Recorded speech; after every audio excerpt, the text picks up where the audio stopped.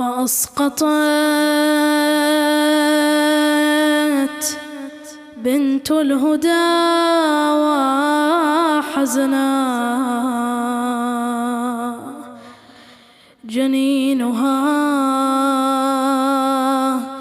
ذاك المسمى محسنا، فاحمرت العين وعين المعرفة تذرف بالدمع على تلك الصفة، وللصياط رنة صدى في مسمع الدهر، فما أشجاها والأثر الباقي كمثل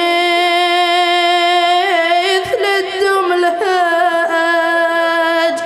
في عضد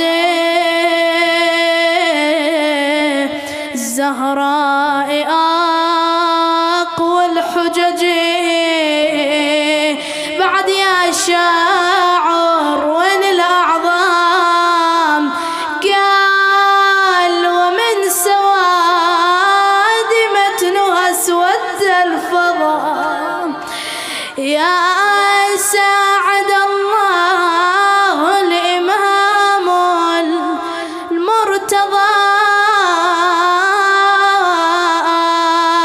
ساعد الله قلب مولانا أمير المؤمنين بينما هو يغسل الزهراء، وإذا بيده تمر على ضلعها المكسور.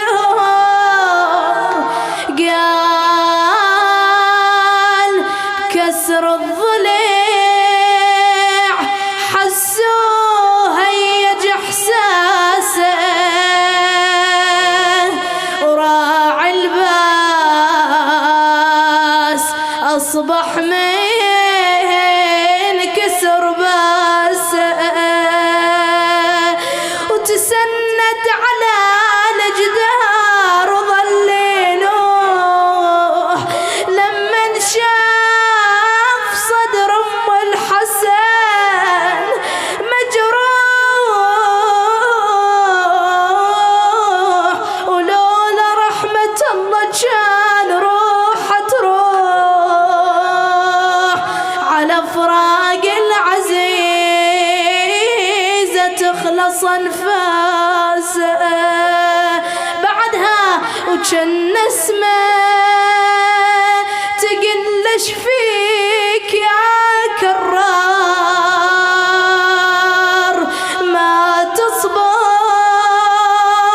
على أم حسين شنو صار.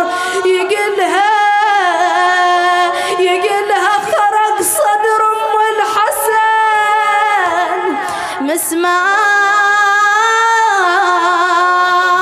وهالمسمار جرحت قلبي مواساة. أسماء كانت تخفي كل جروحها عليا، وبس فكيت لعصابتها